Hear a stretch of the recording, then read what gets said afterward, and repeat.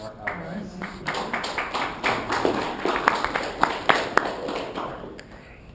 you got to hear a little video clip of me earlier, and now you got me in person.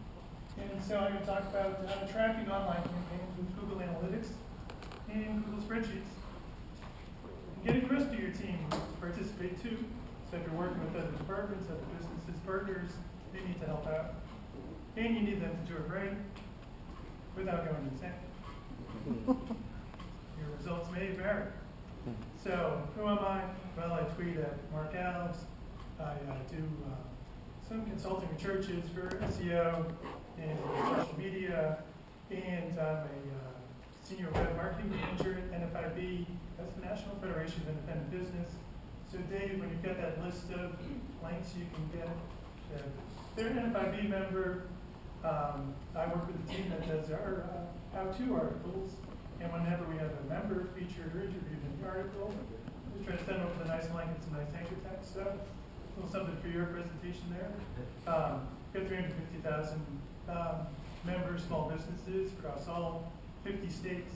And so what I'm trying to do is reach small businesses, and what a lot of us here are trying to do is the same thing, reach small businesses, customers, real people that are out there. So we heard about how we can use personas to better understand them. We can use Twitter to reach them where they're online, being social. We've got some opportunities to try to reach them, but we need to be able to measure what we're doing. So I don't know about you, we've got a lot of different marketing channels to track. So we've got our website, we've got our YouTube channel, we've got an email newsletter, magazines, webinars, we've got Twitter, Facebook, you probably got others on your list. So we're using all these channels, we're trying to reach folks, but how do we know what's working? So you're tracking your campaigns, right? Most of them, maybe, show of hands. Okay. And everyone you work with and your partners, they're tracking them just as well as you do. Okay, I've seen fewer hands. So you've probably seen these variables. We've talked about them before for Google Analytics. And this is where you're tracking your sources, your campaigns, and your mediums. So it might be easy for us to do. I've come up with a couple of spreadsheets I use to help work with teams and make sure everyone's tracking them the same way. So we always wonder what UTM stands for, that campaign. So it gives you an and understand the metrics. I like that. It's really Urchin Traffic Monitor, Googlebot, Urchin, and created Google Analytics. But let's put these variables to use. So I took a recent article from NFIB.com, 3 innovative ways to launch new products. And then Dave, see where the company, the little logo, like that's where we can help them out. So we push out this article on Facebook. We've got over 100,000 fans there. On Twitter, in SmartBrief, e-newsletter. You know, sometimes it might be a press release. We've got a related video. We'll put a link in the blurb.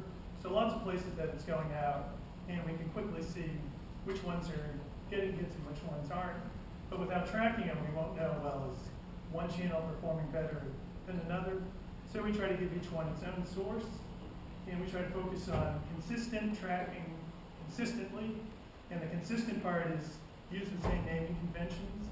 So we've run into the issue where someone capitalizes the campaign name, someone else doesn't. Someone has white papers plural, someone's got it singular, someone's got a hyphen. So we try to use the spreadsheet I'll show you in a minute, to just have some consistency there. So we want to always use it, and we want to always use the tracking variables the same way. So if we go out to this spreadsheet, it's public, I'll share it with you guys. What we've done is you just drop in your URL and then fill in your parameters, and then it fills in the form for you. Now there are tools online that already do that for you. What I like about using a Google Doc that you can share with your team or your ad agency or whoever else you're working with is you can see what you've used in the past. So if you're wondering, well, gee, what did we call that white paper campaign? Was it capitalized or not? You can put it in there. And you should probably use all lower caps for consistency, but sometimes you've started using caps. So at least you've got a way you can check it out there. And we found that it works pretty well. So I wonder if I can.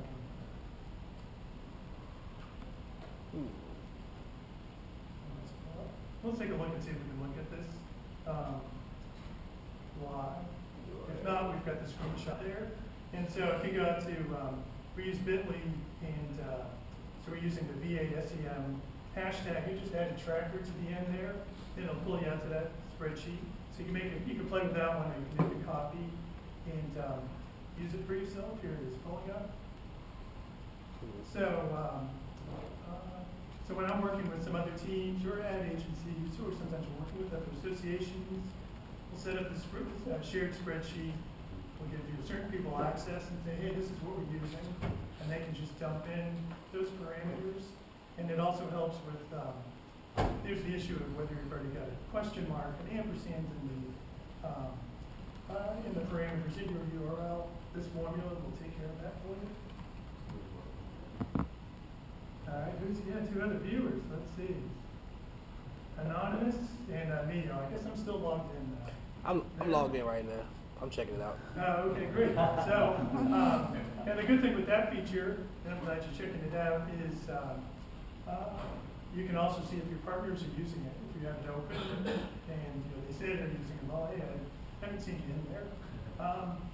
Or if you've only shared it with a small group of people and you see a bunch of anonymouses, you might have something going on there. So, the easiest thing to do is check out that URL. You're back at a computer and play around with that spreadsheet, and then you can see how that functions.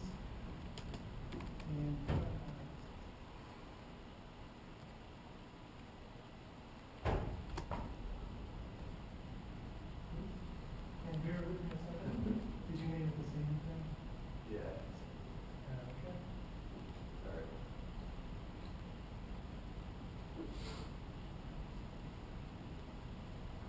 Okay, so that's that spreadsheet. So you just drop it in, and that's parameters, takes care of whether you need a question mark or any ampersand first. And at the bottom of the page, there's a link there if you just need a one-off tool. It's got a tool, and other people have got tools to do that. But the key thing is the consistency and sharing with people. This is just the formula, and so this first part is just checking to see if it's starting with a question mark or not. It fills in the rest for you. So now you guys, you go to SEO meetups, so you're going to use the spreadsheet, and maybe some of the people on your team will, but there might be some folks you work with who aren't going to use the spreadsheet. So we're going to give them something easier, and that's where vanity URLs come to the rescue. So what I like to do is, we're rolling out a campaign. I'll tell someone, okay, just use yourcompany.com/free trial, and then I'll go in and have it redirect with the parameters already filled in, and it makes life easier for everyone. So I suggest you do something like that too. And if you're putting it on a postcard or somewhere else, it also makes it easier for the users to use. And so you're serving two purposes there. So there's a couple of ways you can set up these vanity URLs. So if you're blessed and you're using an Apache server, there's a link there, it's just an HT access file, and you just say, all right, here's my shortcut, this is where it needs to point to. That's easy. If you're afflicted with an IIS Microsoft server, which we are at NFIB.com, we found a workaround that'll let us do something similar. So the link's there, and you essentially just have this text file that takes care of it. So it's normally a pretty complicated process. If it's a Microsoft server, but we found this makes things a lot easier. And again, use a spreadsheet or something similar to keep track of the vanity URLs you set up. So a good thing with vanity URLs, they're so simple anyone can use them. And then sometimes they use the wrong one. So it's something to watch out for. So in our example, we had, whatever, mycompany.com/free trial. Sometimes we'll say, okay, that's saved to the postcard, and then we'll have /free offer. That's what we're going to use on Facebook. Sometimes someone will be in a hurry and they'll grab the postcard and use the wrong one. So you want to keep an eye out and just make sure people are using the correct one. And I found that they'll usually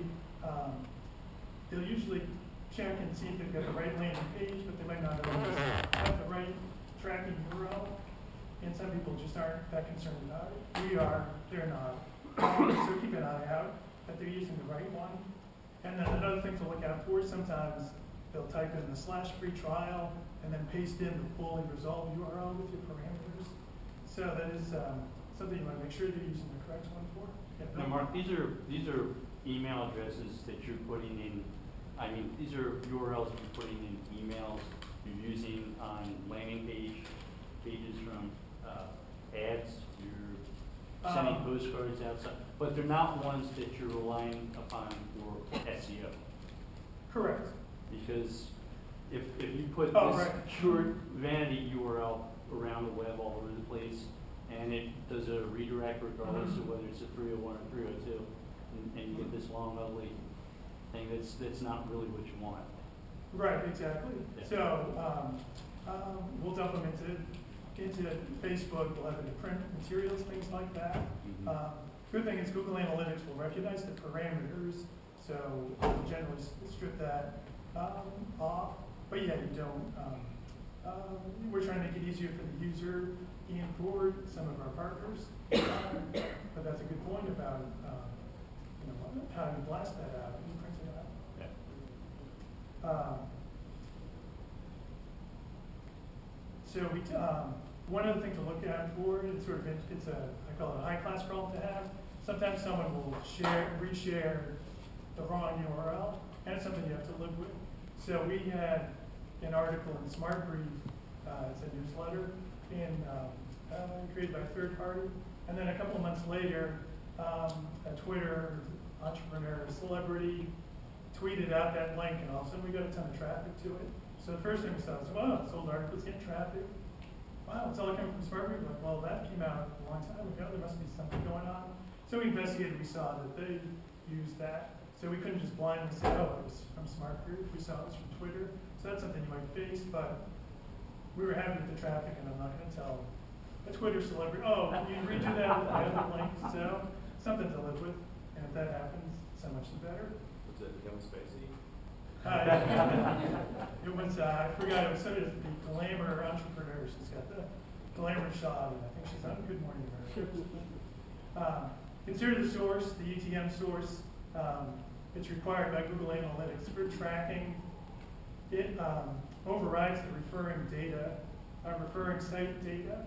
So that's something to consider. And we thought, oh, we'll get around it by leaving that off with our tracking URLs, and you don't get anything. Your attention, please. It is now 8:30. The library will be closing in 30 minutes. Both the circulation checkout desk in the garage will close promptly this evening at 9 p.m. Restrooms will close at 8:55. Thank you for your attention. You're welcome. I will definitely be finished before then. So something to think about, you're using the UTM _source to measure this campaign. You've got another site. You can see it. You may be losing your referrer data. There's ways to work with that. So you can make the referrer example.com, and then it'll get rolled up the same way, or you might make it separate. So for Twitter, I actually use capital T Twitter and not .com, because I like to know where my stuff that I push from Twitter is coming from, as opposed to stuff that just came from Twitter in general. There's good reasons to do it either way. It's just something to think about. And then now we'll get to if you want to track internal activities on your site. So maybe you want to track a PDF download, form submissions, widget interactions, or even exits to key third-party partners. So maybe you've got a close association with someone, you want to know, gee, they love my site, how do I know they went there? You can do this by using event tracking in Google Analytics. And we've had a couple of questions about this in the past at these meetups, whether it's possible. So here's where it is in the old version of Analytics. Here's where it is in the new version of Google Analytics. It requires you to do generally manual on-click tracking. So instead of just your href equals, the URL, learn more, you put in this extra on-click, and you can put it in a category, action, and label. So an example would be you could measure all your white papers as the category, you would call them downloads, that's the action, and then the label might be getting started, and it might have another white paper that's an advanced one. So in the spreadsheet, we give some other examples. Same spreadsheet, different tab, walks you through the same thing, because it can be a little tricky with the on-clicks, and there's a bunch of quotes, etc. But check out the tool, and it gives some examples there. But I think it's a great way, especially to measure PDFs. You can create virtual pages. I like doing this. And it's a great way if you want to see people exiting to partner sites. You can put this in, so check out the spreadsheet, and it'll walk you through. And then there's a link here that talks about some other implications to that. And the final thing is using Facebook tab for regional content or product lines. NFIB, we've got 50 state offices who do lobbying in each state capital. So we've got our main Facebook page, and then on the side, there's a little section where it talks about NFIB by state. So if you click on that, it'll check your IP address in Kent State or Virginia. If you're not, you can always switch it. So the way we did this was we created a subdomain. It's powered by RSS, added it to the Facebook page. Facebook, one thing to look out for, requires the subdomain integration to be HTTPS. So we set up an SSL for that, and then we called the subdomain facebook.nfib.com, and then the SSL provider didn't like that because it was a brand new term. Fair enough, so we changed it. So if you want to do something like that, watch out for that.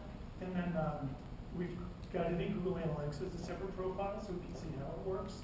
So next steps, check out that spreadsheet, play around with it. It's helpful for you. It's got 3 tabs, one on URL redirects, another one that shows how you can track Twitter and Facebook posts, especially helpful if you have a number of people posting and you want to keep track of who's doing what, or if you do a Wordless Wednesday thing on Facebook, you can get those lined up ahead of time. So that spreadsheet will fill in the date and some of the parameters for you. And then the 3rd tab shows about event tracking. Definitely, you should check it out. So I hope this is helpful. It's been helpful to our team, so it might be able to do some good for you. What questions do you have? Can you send this off? Yes, we'll be sharing all the decks and posting the videos. All right, who's ready for barbecue? All right.